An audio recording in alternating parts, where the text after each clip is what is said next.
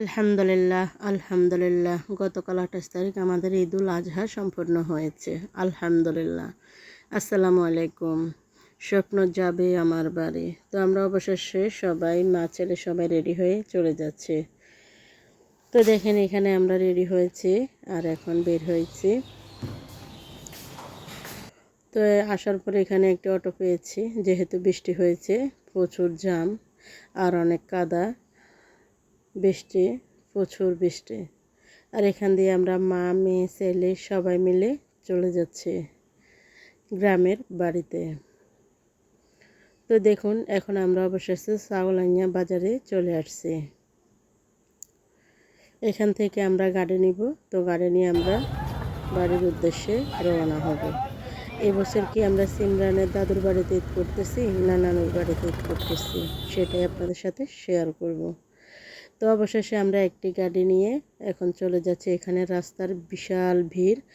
আমাদের কিন্তু 27 তারিখ সাউলাইয়া বাজার গরুর বাজার ছিল, তাই রাস্তায় প্রচুর পরিমাণ জ্যাম। তো অবশেষে আপনাদের সাথে আমি শেয়ারে করতেছি একটা। তো যাই হোক অবশেষে আমরা চলে যাচ্ছি সে জায়গায়। ঈদুল আজহা বা ঈদুল ফিতর আমাদের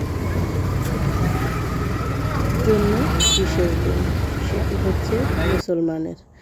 তো অবশেষে আমি বাড়িতে আসার পর এখানে হাতে মেহেদি দিতেছি, যেহেতু আমাদের সামনের দিন ঈদ 28 তারিখ, তাই আমি একদিন আগের রাতে আমি হাতে মেহেদি দিতেছি।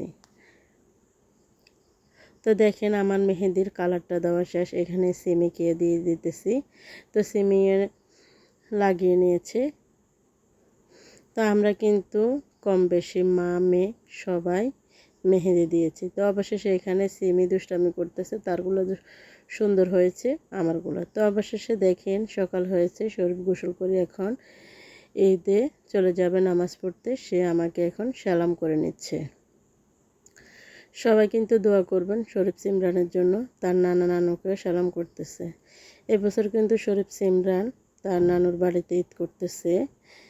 আমাদের কিন্তু পুরুষ মানুষ নাই, মাংস নিয়ে অনেক জায়জামেলা করতে হয়, তাই এখানে আমরা ঈদুল আজহা সম্পন্ন করলাম। তো অবশেষে আমরা মাংস সম্পূর্ণ সব কিছু রেডি করে নিয়েছি, চলে যাব গ্রামের বাড়িতে, শরীফ সিমরানের গ্রামের বাড়িতে।